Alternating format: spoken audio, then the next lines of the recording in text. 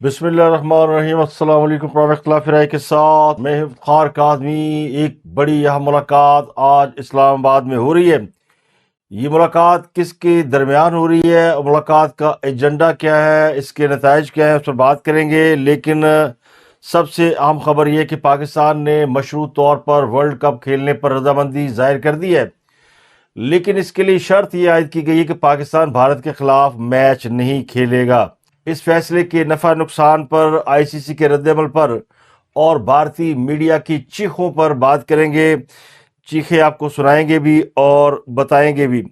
اس کے علاوہ عمران خان کی آنکھ ایک پرانی بیماری کا شکار ہے اور وہ بڑی شدید نوعیت کی بیماری ہے، جس کے بعد اس بات کا امکان پیدا ہو گیا ہے کہ خان صاحب کو آنے والے دنوں میں انہیں بنی گالا یا کسی اور جگہ منتقل کیا جائے گا۔ لاہوریوں نے پہلے دن ہی بسنت منا لی ہے اور اب یوتھ یہ شور مچا رہے ہیں کہ صرف لاہور میں بسنت کیوں۔ 8 فروری کی ہڑتال سے قبل پکڑ دھکڑ کا سلسلہ جاری ہے اور صرف کراچی میں اب تک 200 سے زائد افراد کی گرفتاری کی اطلاع ہے۔ اس کے علاوہ تحریک انصاف کے ایک کارکن نے قیادت کی اتنی بری بینڈ بجائی ہے کہ کہنا پڑا کیمرے بند کرو۔ ایک ویڈیو وائرل ہے، آپ کو دکھائیں گے۔ ایک اور ویڈیو بھی آپ کو دکھائیں گے جس میں دہشت گرد اپنے سرغنہ کو گالیاں دے رہا ہے۔ یہ دہشت گرد کون ہے، سرغنہ کون ہے، اس کی بھی آپ کو کہانی سنائیں گے۔ لیکن سب سے پہلے بات کریں گے، پاکستان نے بھارت سے بالآخر مصافحہ نہ کرنے کا بدلہ بھی لے لیا اور بنگلہ دیش کے ساتھ اظہار یکجہتی کے لیے کھڑا بھی ہو گیا۔ پاکستان نے T20 ورلڈ کپ میں شرکت کرنے اور بھارت کے خلاف میچ نہ کھیلنے کا اعلان کر دیا ہے، لیکن یہ فیصلہ پاکستان نے اس وقت کیا جب پاکستان نے ثابت کر دیا کہ پاکستان دنیا کی سب سے سٹرونگ ٹیم آسٹریلیا کو کلین سویپ کر سکتا ہے۔ آسٹریلیا کو 3-0 سے ہرانے کے بعد، وائٹ واش کرنے کے بعد، ہم نے سو کالڈ نمبر 1 ٹیم کے ساتھ کھیلنے سے انکار کر دیا۔ تو وزیر اعظم شہباز شریف سے chairman P C B Mohsin Naqvi نے ملاقات کر کے فیصلہ اناؤنس کر دیا۔ T20 ورلڈ کپ میں پاکستان اور بھارت کا میچ 15 فروری کو شیڈول تھا۔ اس حوالے سے جو پی سی بی کے ذرائع ہیں وہ کہتے ہیں کہ بھارت کے خلاف میچ نہ کھیلنے کی کئی وجوہات ہیں۔ جو سرکاری موقف ہے اس کے مطابق بنگلہ دیش کے حوالے سے آئی سی سی نے جو جانبدارانہ فیصلہ کیا ہے اس کی وجہ سے پاکستان جو ہے وہ بھارت کے خلاف احتجاجاً میچ نہیں کھیلے گا۔ حکومتی ذرائع کہتے ہیں کہ بنگلہ دیش کے حوالے سے آئی سی سی کا فیصلہ جانبدارانہ فیصلہ ہے۔ حکومت پاکستان بنگلہ دیش کے ساتھ اظہار یکجہتی دکھانا چاہتی ہے۔ آئی سی سی کے پلیٹ فارم پر ایک ملک کے لیے ایک اور دوسرے ملک کے لیے دوسرا معیار اپنایا جاتا ہے، تو یہ سب جانبداری پر مبنی ہوتا ہے۔ اسی وجہ سے پاکستان نے اپنا احتجاج رجسٹر کروانا ضروری سمجھا ہے۔ تو پاکستان کا بھارت کے خلاف کرکٹ میچ نہ کھیلنا ایک طرف تو بنگلہ دیشی عوام کے ساتھ یکجہتی کا اعلان ہے، دنیا کو کھلا پیغام ہے۔ جو ہمسایہ ممالک کے خلاف دہشت گردی کا مرتکب ہو، ایسے ملک کے ساتھ کسی کھیل میں شریک نہیں ہوا جا سکتا۔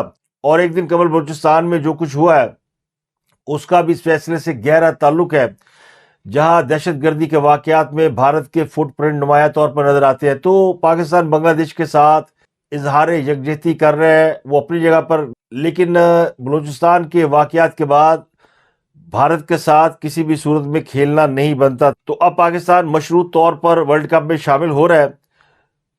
اس فیصلے پر بھارت میں بھی شدید رد عمل ہے۔ پاکستانی بھی اس فیصلے سے کچھ خوش ہے، کچھ خوش نہیں ہے۔ پاکستانیوں کو یہ توقع ہوتی ہے کہ انڈیا کے ساتھ میچ ہوگا تو بڑا مزہ آئے گا، ہم جیتے یا ہارے، مگر بڑا ہی ایک ہائی وولٹیج میچ ہوتا ہے پاکستان اور بھارت کا، اور دونوں ٹیمیں اس وقت فل فارم میں ہیں۔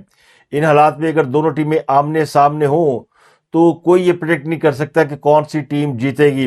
اب بھارت میں جو آوازیں اٹھ رہی ہیں ان میں میڈیا کے لوگ اور ان کے سابق کرکٹر جو باعث ہیں وہ کہتے ہیں کہ آئی سی سی کو چاہیے کہ پاکستان کو ورلڈ کپ سے باہر نکال دیا جائے۔ بھارتی میڈیا یہ کہتا ہے کہ پاک بھارت ورلڈ کپ کا میچ سب سے زیادہ دیکھا جانے والا اور مالی طور پر اہم مقابلہ ہوتا ہے، لیکن اس سے پاکستان نے آئی سی سی کو تو نقصان پہنچایا۔ اب آئی سی سی پاکستان کو بین کر سکتا ہے، ٹورنامنٹ سے نکال سکتا ہے، جرمانہ کر سکتا ہے۔ ہو سکتا ہے کہ پاکستان کو ورلڈ کپ سے ہی باہر کر دے آئی سی سی۔ میں اگر آئی سی سی ہوں میں ان کو کہوں گا جاؤ تمہارے بنا ہی کھیلتے ہیں، ٹھیک ہے، پیسے کاٹو اور ایک بار ہونے دو نا ورلڈ کپ۔ یعنی ہزاروں خواہش ایسی کہ ہر خواہش پہ دم نکلے۔ جو لبے لباب یہ ہے بھارتی میڈیا کہہ رہا ہے کہ پاکستان نے کرکٹ میں سیاست انوالو کر دی ہے. تو ذرا اپنے گریبان میں جھانکیں, اپنی چارپائی کے نیچے جھانکیں تو آپ کو اندازہ ہوگا کہ کرکٹ میں سیاست کون لے کر آیا, کون تھا جس نے سب سے پہلے مصافحہ کرنے سے انکار کر دیا, کون ہے جس نے مستفیض الرحمان کو بھارت سے واپس جانے پر مجبور کر دیا. تو سیاست تو انڈین کی گھٹی میں پڑی ہوئی ہے, اور اس میں آئی سی سی یا انڈین کرکٹ بورڈ ہمیشہ یہ پلے لیتا ہے کہ یہ ہماری حکومتوں کا فیصلہ ہے. اب اس میں جو 2-3 اہم چیزیں ہیں وہ یہ ہے کہ پاکستان انڈیا کے اندر کوئی میچ پہلے بھی نہیں کھیلنے والا تھا, آئندہ بھی نہیں کھیلے گا. پاکستان اور بھارت کے درمیان ایک ایگریمنٹ ہوا ہے, اور یہ ایگریمنٹ بھارتی کرکٹ بورڈ نے کیا ہے, آئی سی سی کی مرضی سے کیا ہے کہ دونوں ممالک ایک دوسرے کے خلاف کبھی بھی کھیلیں گے تو نیوٹرل وینیو پہ کھیلیں گے. تو پاکستان تو سری لنکا جائے گا اور میچ بھی کھیلے گا, لیکن بھارت کے خلاف نہیں کھیلے گا. اب جو اس میچ کے رائٹ سے جو براڈ کاسٹر تھے ان کو بڑا نقصان ہے. تو بھارت میں اس فیصلے کو نہ صرف کھیل کے لیے نقصان دہ قرار دیا جا رہا ہے بلکہ اسے پاک بھارت تعلقات میں موجود کشیدگی کا براہ راست عکس بھی قرار دیا جا رہا ہے. تو یہ کوئی زیادہ غلط بات بھی نہیں ہے. پاکستان اور بھارت کے درمیان تعلقات اچھے نہیں ہیں, اور اس کا آغاز بھارت کی جانب سے ہوا تھا. بھارت نے پاکستان کے اوپر الزام لگایا تھا کہ پہلگام میں جو حملہ ہوا ہے وہ حملہ کرنے والے دہشت گرد یا آتنکوادی پاکستان سے آئے تھے. جواب میں پاکستان کے اوپر انڈیا نے جنگ مسلط کر دی, اور بھارتی طیاروں نے پاکستان کے 3-4 بڑے شہروں کو نشانہ بنایا, جس کا پاکستان نے پھر ان کو ایسا جواب دیا ہے کہ ابھی تک انڈیا کو ہوش نہیں آ رہی. تو یہ جنگ مسلط کرنا یا سیاست لانا یہ بہت پرانا کام ہے. بھارت ویسے بھی پاکستان کے ساتھ ایک طویل عرصے سے کرکٹ کے میدانوں میں سامنا کرنے سے کتراتا ہے, اور ایک عرصے سے دونوں ٹیموں نے ایک دوسرے ملک کا دورہ نہیں کیا, تو یہ سب کو پتہ ہے. تو بھارت کے ساتھ اگر میچ کا بائیکاٹ کیا پاکستان نے تو یہ کوئی غیر متوقع بات نہیں ہے, یہ ایکسپیکٹڈ فیصلہ تھا, اور جانتے تھے کہ پاکستان کہیں نہ کہیں وہ حساب چکائے گا جو انڈیا نے مصافحہ نہ کرنے سے پاکستان کے اوپر چڑھایا ہے. تو پاکستان نے وہ حساب چکا دیا. اب اس فیصلے کے نفع نقصان آپ کو بتاتا ہوں. جو لوگ کہہ رہے ہیں کہ آئی سی سی پاکستان کے اوپر جرمانہ ٹھوک سکتا ہے, پاکستان کو بین کر سکتا ہے, پاکستان کو انٹرنیشنل کرکٹ سے نکال سکتا ہے, تو ان میں سے ایک بھی کام آئی سی سی نہیں کر سکتی. زیادہ سے زیادہ آئی سی سی اور براڈ کاسٹر کو مالی نقصان ہوگا, اور شیڈول میں تبدیلیاں کرنی پڑیں گی. ایک ٹیم کے میچ نہ کھیلنے سے پوائنٹ ٹیبل اور ناک آؤٹ مرحلے پر اثر پڑتا ہے. ایک بات یاد رکھیے گا کہ انڈیا کو پاکستان کے خلاف 2 پوائنٹ مل سکتے ہیں اگر میچ نہیں ہوتا, مگر وہ اس صورت میں ملیں گے اگر انڈیا کی ٹیم گراؤنڈ پر اترے گی. تو انڈیا کو ہر صورت انڈیا سے فلائی کر کے کولمبو جانا پڑے گا, گراؤنڈ میں اترنا پڑے گا, اور مخالف ٹیم کا انتظار کرنا پڑے گا. اگر پاکستانی ٹیم گراؤنڈ میں نہیں اترتی تو انڈیا کو 2 پوائنٹ ملیں گے, اور اگر انڈین ٹیم کولمبو نہیں جاتی, میچ نہیں کھیلتی, تو پاکستان اور بھارت کو 1-1 پوائنٹ ملے گا, یا پھر یہ پوائنٹ جو ہے وہ رد کر دیے جائیں گے. تو بھارت نے T20 ورلڈ کپ دیکھنے کے لیے جانے والے سینکڑوں افغان کرکٹ فینس کو ویزے دینے سے انکار کر دیا ہے. صرف 6 لوگوں کو ویزے دیے گئے, جن میں 4 امریکہ میں رہتے ہیں, 2 نیوزی لینڈ میں رہتے ہیں. بھارتی میڈیا کے مطابق افغان کرکٹ بورڈ نے بھارتی بورڈ سے رابطہ کیا ہے, لیکن بھارتی بورڈ نے جواب دیا کہ ویزے جاری کرنا ہمارا کام نہیں ہے. اس کے علاوہ بنگلہ دیش کے لوگوں کو ویزے نہیں مل رہے, اور جو ان کی میڈیا ٹیم ہے ان کو بھی الاؤ نہیں کیا گیا. تو اس ساری صورتحال کے پیش نظر آئی سی سی نے اپنا رد عمل دیا ہے, اور اس نے کہا کہ اس نے حکومت پاکستان کے فیصلے کو نوٹ کیا ہے جو کہ میڈیا کے ذریعے سامنے آیا, لیکن ابھی تک پی سی بی نے ان سے باضابطہ رابطہ نہیں کیا. تو آئی سی سی نے اس پہ جو رد عمل دیا ہے اس میں ان کا کہنا یہ ہے کہ آئی سی سی قومی پالیسی کے معاملات میں حکومتوں کے کردار کا احترام کرتی ہے, لیکن یہ فیصلہ عالمی کھیل یا پاکستان کے کروڑوں شائقین سمیت دنیا بھر کے کرکٹ مداحوں کے حق میں نہیں ہے.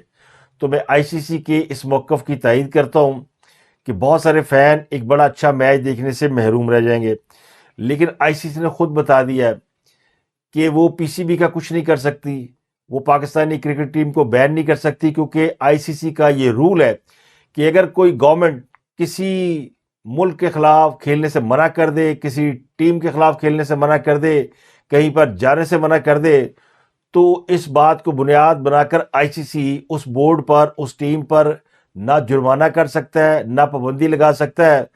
تو انڈین میڈیا کی جو خواہشیں تھیں وہ دھری کی دھری رہ گئی ہیں، ان کی جو چیخیں تھیں وہ کہیں تاریک کھائیوں میں گر گئی ہیں، تو ان کو بری طرح منہ کی کھانا پڑی ہے، کیونکہ آئی سی سی نے 2 لائنوں میں بتا دیا ہے کہ ہو کیا سکتا ہے۔ لیکن آئی سی سی نے امید ظاہر کی ہے کہ پی سی بی اپنے ملک میں اس کرکٹ پر طویل مدتی مضمرات پر غور کرے گا، کیونکہ اس سے عالمی کرکٹ ایکو سسٹم پر اثر پڑنے کا امکان ہے، جس کا پاکستان خود ایک رکن ہے اور فائدہ اٹھانے والا ہے۔ تو پاکستان کو یہ انڈائریکٹ کہا گیا کہ شاید آئندہ بہت ساری ٹیمیں پاکستان کا دورہ نہ کرے۔ یہ آئی سی سی کر سکتا ہے کہ آپ کے ٹورز کینسل کر سکتا ہے، اور کچھ ٹیموں کو، کچھ ملکوں کو جو ان کے ہم خیال ہیں مجبور کر سکتا ہے کہ ان کے کھلاڑی پاکستان کھیلنے نہ آئیں۔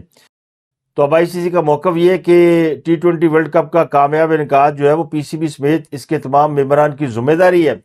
توقع کی جاتی ہے کہ پاکستان اس فیصلے پر نظر ثانی کرے گا۔ تو آئی سی سی کا جو ابتدائی رد عمل ہے اس میں کوئی ایسی بات نہیں ہے جس سے یہ لگا کہ انہوں نے بھارتی میڈیا کے یا بھارتی کرکٹر کے موقف کو ایڈریس کیا ہو، یا مستقبل میں پاکستان پر کوئی پابندی لگانے والا ہو۔ تو پاکستان جو ہے وہ کولمبو جا رہا ہے میچ کھیلنے کے لیے، لیکن اب بھارت کے ساتھ پاکستان کا میچ نہیں ہوگا۔ تو ایک بڑا دھچکا یہ دیا۔ دوسرا، آج پاکستان کی جو کرکٹ ٹیم ہے اس کی جو کٹ ہے، جسے آپ سپورٹس کٹ کہتے ہیں، اس کا افتتاح کیا گیا، اور اس کٹ کو بھی مارخور ایڈیشن کا نام دیا گیا، یعنی سونے پہ سہاگا۔ مارخور جو ہے وہ ہماری آئی ایس آئی کا اور ہماری فوج کا نشان ہے۔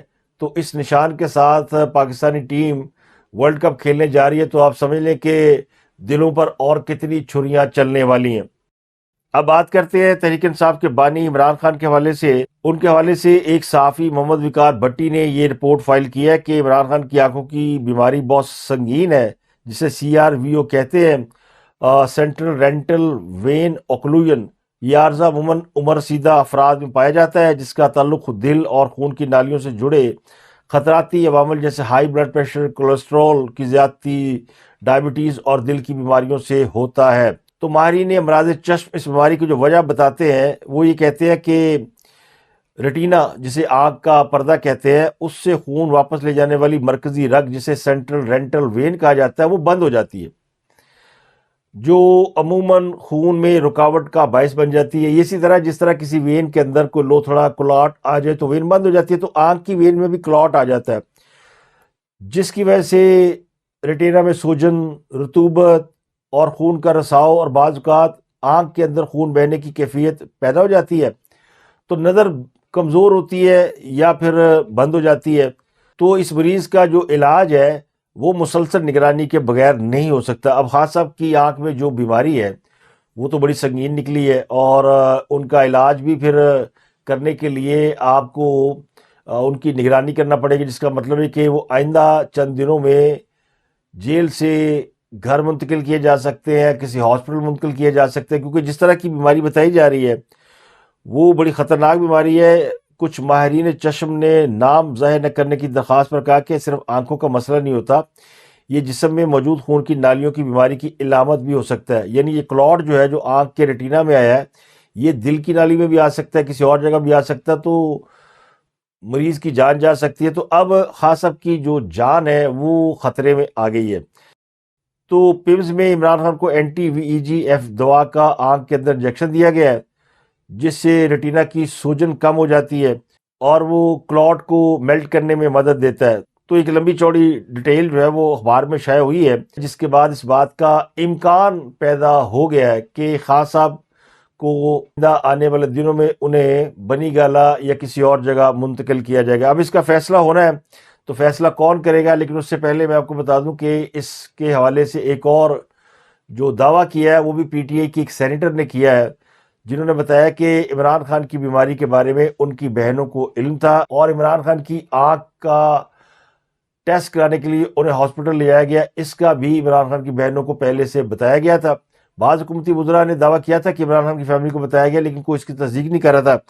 تو اسی حوالے سے کچھ لوگ یہ پریڈکٹ کر رہے ہیں، کیونکہ ایک بڑی ملاقات آج اسلام آباد میں طے پا چکی ہے، اور یہ ملاقات ہو رہی ہے وزیر اعلیٰ خیبر پختونخوا سہیل افریدی کی وزیر اعظم پاکستان शहबाज शरीफ साहब से, जिन्होंने खुद सुहेल अफरीदी को दावत दी है।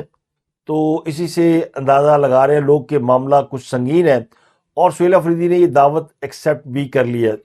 उन्हें भी इस बात का अंदाज़ा है कि मामला हो सकता है इमरान खान के हवाले से हो, और हो सकता है कि उनके हवाले से ना हो, कोई और मामला हो। लेकिन बहरहाल ये मुलाकात तय पा चुकी है, और दोपहर या दोपहर के करीब मुलाकात होगी, 1 to 1 मुलाकात है।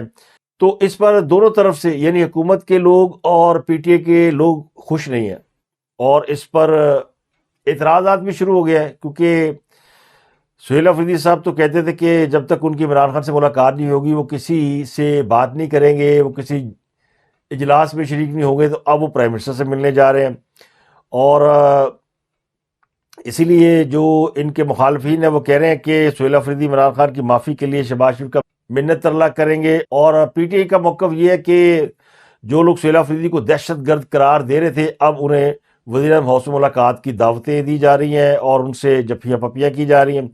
तो बहरहाल ये मुलाकात हो रही है, तो बड़ी अहम मुलाकात है। इसीलिए लोगों ने प्रेडिक्ट करना शुरू कर दिया, क्या सरैयाँ शुरू कर दी हैं कि हो सकता है इस मुलाकात में इमरान खान के फ्यूचर के हवाले से कोई मामला तय पा जाए। लेकिन मेरा मौक़िफ़ ये है कि इमरान खान से अभी तक सुहेल अफरीदी खुद मुलाकात नहीं कर सका, तो उनके हवाले से फ़ैसले कैसे ले सकेगा। ये मुमकिन है कि इस मुलाकात में कहीं ना कहीं सुहेल अफरीदी की इमरान खान से मुलाकात की राह निकाल ली जाए। अब सुहेल अफरीदी ने खैबर पख्तूनख्वा में एक बड़ा ग्रैंड जरगा किया है, एक बड़ी ह्यूज किस्म की गैदरिंग की है, जहाँ पर इराक़ के लोग भी आए हुए थे, और माजी में फाटा का हिस्सा रहने वाली एजेंसियों के तमाम लोग थे। तो बुनियादी वो जो कबाइली हैं, बड़े अरसे से वहाँ पे मुख्तलिफ एजेंसियों का हिस्सा थे, अब वो केपीके का हिस्सा है। इन कबाइली इलाकों में पहले जिरगे फैसला करते थे, उनकी अपनी अदालतें होती थीं, पॉलिटिकल एजेंट होते थे, वो सारा निज़ाम ख़त्म हो चुका है। लेकिन जिनके हाथ में वो निज़ाम था उनको तकलीफ़ तो है कि अब हमारे फैसले नहीं होते। तो जिरगे में उन मुशरान को भी बुलाया गया। पहले तो उन्होंने ये कहा कि वो लोग हाथ उठाए जिनको जबरी तौर पर निकाला गया। तो कुछ लोगों ने उठाए, कुछ ने नहीं उठाए, लेकिन उसने हाथ के इशारे से कहा कि सब हाथ उठाओ, तो लोगों ने हाथ उठा दिए। फिर उन्होंने इस्लामाबाद जाने के लिए भी सबसे हाथ उठाने का कहा, और जिरगे में मौजूद लोगों ने हाथ उठाए। तो वज़ीर आला ने कबाइली लोगों को, जिसमें तीरा के अलावा और भी एजेंसियों के लोग शामिल थे, उनको इस्लामाबाद ले जाने की बात करके अपने असल अज़ाइम और तरतीब दिए गए खेल से पर्दा उठा दिया। मानना पड़ेगा कि बड़ा ज़बरदस्त खेल खेला गया है। अब आप ज़रा कहानी पे गौर करें कि कितनी ज़बरदस्त कहानी है। खैबर पख्तूनख्वा के अवाम इस बात को शायद हज़म ना कर पाए, समझ ना पाए कि हुआ क्या उनके साथ। पहले तीरा की अवाम के साथ मुकामी इंतज़ामिया से जरगा कराया गया, फिर उनसे एग्री कराया गया कि यहाँ से नकल मकानी होगी।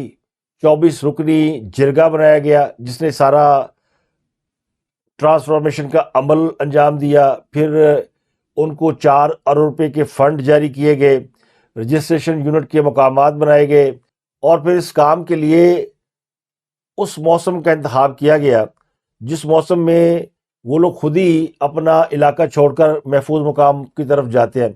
लेकिन उनको महफूज मुकाम पर पहुंचने से पहले ही रास्ते में रोक दिया गया।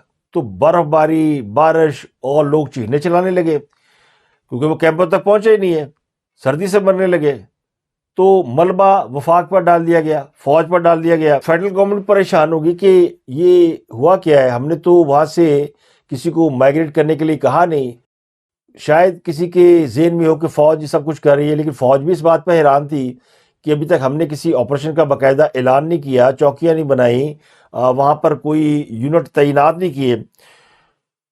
तो एक ड्रामा उनके सामने इस तरह का रचाया गया मुकामी लोगों के सामने कि जैसे उनको फेडरल गवर्नमेंट ने निकाला है, जैसे उनको फ़ौज ने निकाला है। तो उनके दिलों में यकीनी तौर पर फ़ौज और वफाक के लिए कोई अच्छे जज्बात तो नहीं होंगे।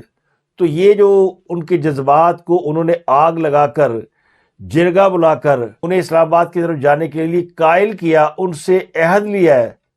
तो आप इसी से समझ जाएं कि कितनी बड़ी गेम है, क्योंकि और तो किसी ने इस्लामाबाद पर चढ़ाई के लिए सुहेल अफरीदी का साथ नहीं देना, मगर ये कबाइली उनके साथ ज़रूर इस्लामाबाद तक आ सकते हैं। तो आज ये सब कुछ वाज़ह हो गया कि सारी गेम दरअसल इस्लामाबाद की तरफ जाने के लिए लोगों को जमा करना और लोगों को इकट्ठा करना था।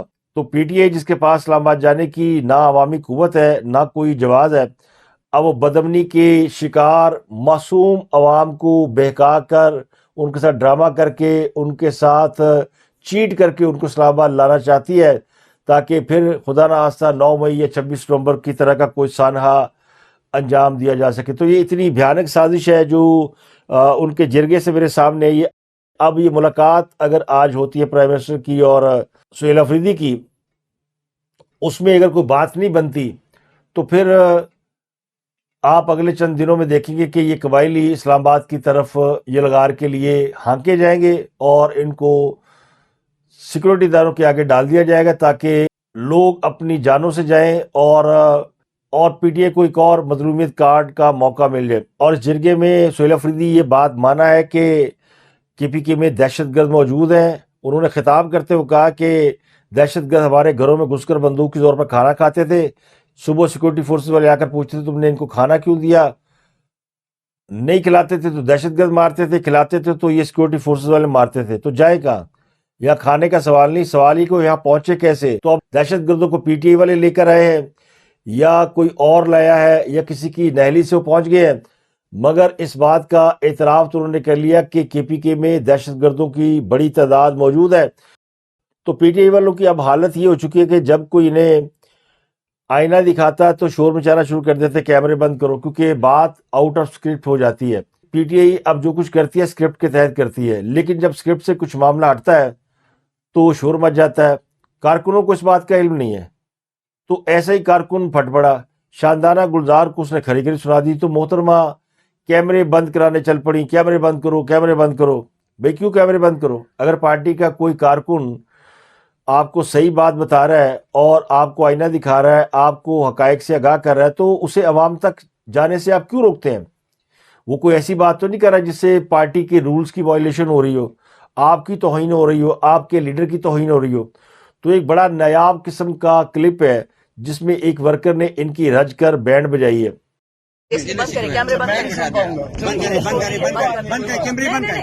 منگل والے دن آتی ہیں آپ، اور روٹین میں نہیں آتی، نہ آپ کے پارلیمنٹیرین یہاں سے کوئی 25 کلومیٹر دور بیٹھے ہیں وہ بھی نہیں آتے۔ ہم ورکر لاہور سے ادھر آ جاتے ہیں، ساری رات سارا دن سفر کرتے ہیں، مگر آپ کو جس طرح آنا چاہیے، آپ اگر ایک ایم ایل اے ہیں یا ایک سینیٹر ہیں، کم از کم آپ کے ساتھ 50 لوگ ہونے چاہیے۔ مگر ہوتا کیا ہے، آپ گاڑی میں بیٹھتے ہیں، ایک ڈرائیور ہوتا ہے، 2 پیچھے اپنے پیری اٹھانے والے ہوتے ہیں اور آپ آ جاتے ہیں، اور ہم ورکر اپنی پاکٹ سے آتے ہیں اور اپنی چھٹی لے کے آتے ہیں، اپنی دیہڑی خراب کر کے آتے ہیں۔ ہونا تو یہ چاہیے کہ اگر آپ کسی حلقے کو ریپرزینٹ کرتی ہیں تو وہاں سے بندے 50 آنے چاہیے کم از کم، وہ نہیں آتے۔ جتنی بھی آپ نے ہدایات کی ہیں وہ ورکروں کے لیے کی ہیں۔ یہ کیمرے بند کر دیں، ایک ورکر ہے، اس کی دل کی باتیں بند کر دیں کیمرے۔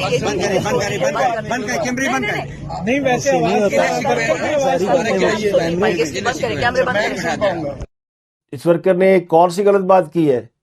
پی ٹی آئی کی قیادت کے لوگ سمجھتے ہیں کہ ہم چلے جائیں گے، تصویر بنا لیں گے تو ہماری حاضری لگ گئی۔ اگلی خبر جو ہے وہ محترمہ شیریں مزاری کے حوالے سے ہے، جن کی صاحبزادی ایمان اور داماد ہادی علی کو 10 روز قبل عدالت نے سزا سنا دی تھی، تو اب وہ جیل میں ہے۔ تو اب انہوں نے رونا شروع کر دیا ہے، چیخیں مار رہی ہیں۔ وہ کہتی ہیں 10 دن ہو چکے ہیں مجھے اپنی بیٹی اور داماد کے زندہ ہونے کی کوئی خبر یا ثبوت نہیں دیا گیا۔ تو شیریں مزاری کا موقف یہ کہ ان کو ان کی بیٹی اور داماد سے ملاقات کی اجازت نہیں دی گئی یا ملاقات کرنے کا موقع نہیں دیا گیا، اور ان کا خیال یہ کہ ان کی بیٹی اور داماد کو تشدد کا نشانہ بنایا جا رہا ہے، اور ان کی جو گرفتاری ہے وہ بھی غیر قانونی تھی، جو سزا ہے وہ بھی غیر قانونی تھی۔ تو محترمہ شیریں مزاری صاحبہ بہت سیزنڈ پولیٹیشین ہے، تو ان کو بجائے میڈیا پہ رونا دھونا کرنے کے کسی عدالت سے رجوع کرنا چاہیے۔ وہ جب حکومت میں تھی تو لوگوں کو مشورے دیا کرتی تھی کہ عدالت جائیں اور جو نظام ہے اس کے اندر رہ کر اپنے لیے جو بھی راستہ وہ تلاش کریں۔ تو اب ان کو بھی یہ راستہ تلاش کرنا چاہیے، اور ان کے لیے تو ایک اچھا موقع ہے کہ آج کل اطہر من اللہ صاحب فارغ ہیں، ریٹائرمنٹ کے بعد انہوں نے ابھی تک اپنی وکالت شروع نہیں کی، جسٹس منصور تو کر چکے ہیں، لیکن اطہر من اللہ صاحب کے پاس کوئی جاب نہیں ہے۔ تو ان کو یہ کیس دیں تاکہ وہ ایمان مزاری سے ان کی ملاقات کرا سکیں، اور ان کو جس کیس میں سزا ہوئی ہے اس کے خلاف درخواست بھی دائر کر سکیں۔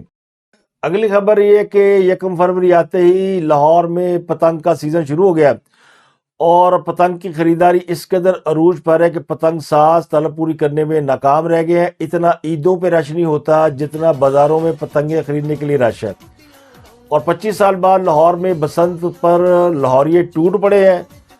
ابھی 6 سے 8 فروری تک بسنت فیسٹیول منایا جانا ہے، لیکن اس سے پہلے ہی بازاروں میں بیجا ہو گئی ہے. اور اتوار کے روز ہی لاہوریوں نے پتنگیں اڑانا شروع کر دی ہیں، چھتیں سج گئی ہیں، بازاروں میں بھی خرید و فروخت شروع ہو گئی ہے.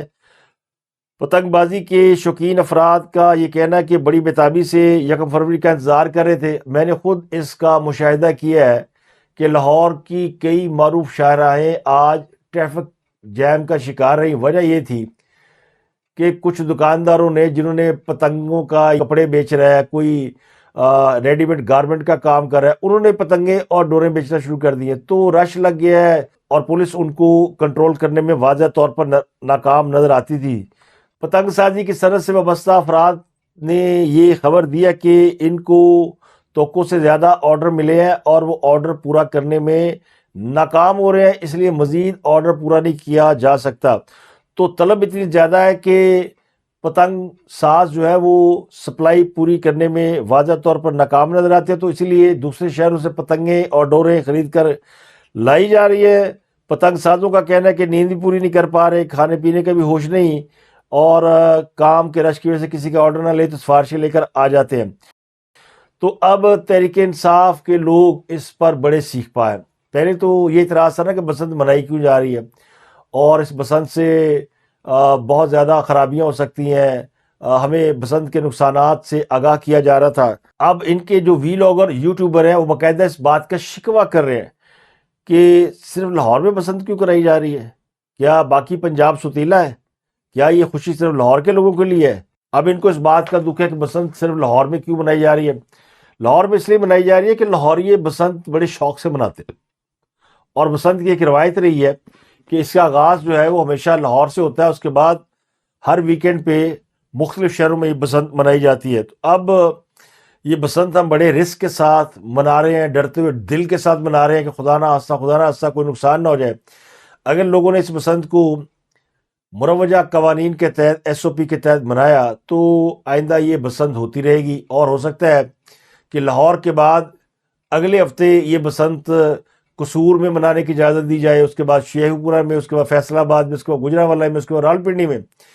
یہ وہ نمایاں شہر ہے جہاں پر ہمیشہ بسنت منائی جاتی رہی ہے، لیکن اس کا فیصلہ لاہور کرے گا کہ لاہور نے اگر پرامن بسنت منائی تو پھر باقی شہروں کی بھی موج لگ سکتی ہے. اس کے علاوہ بلوچستان کے حوالے سے وزیر اعلیٰ بلوچستان نے آج پریس کانفرنس کی اور بتایا کہ اس واقعے میں 145 دہشت گرد مارے گئے، جن کی لاشیں حکومت بلوچستان کے پاس ہیں. 31 معصوم شہری اس واقعے میں شہید ہوئے ہیں اور 17 سیکورٹی اہلکاروں کی شہادت ہوئی ہے. تو دہشت گردی کے ان واقعات میں جو دہشت گرد پکڑے گئے ہیں اب وہ معافیا مانگتے پھرتے ہیں. کل میں نے آپ کو ویڈیو دکھائی تھی، ایک اور ویڈیو آج بڑی تیزی سے وائرل ہو رہی ہے. قادر آباد نوشکی میں جو BLA کے کارندے پکڑے گئے ہیں وہ معافیا مانگ رہا ہے، اور وہ BLA کے سربراہ بشیر زیب کو گندی گالیاں دے رہا ہے. مجھے معاف کر دے، مجھے معاف کر دے، مجھے معاف کر دے. تو بلاؤ نا اپنے پاپا شیر زیب کو، کدھر ہے وہ؟ سر وہ کتے کا بچہ، رنڈی کا بچہ خود افغانستان میں ہمیں ادھر مروا رہا ہے. ہم سے غلطی ہو گئی، ہمیں معاف کر دے. ان BLA کے کارکنوں کی آپ ذرا حالت دیکھیں. اب تک کے لیے اتنے، آپ سے ملاقات ہوتی ہے اگلے ولاگ میں. اپنا گردنواں کو لوگوں بہت خیال رکھیں.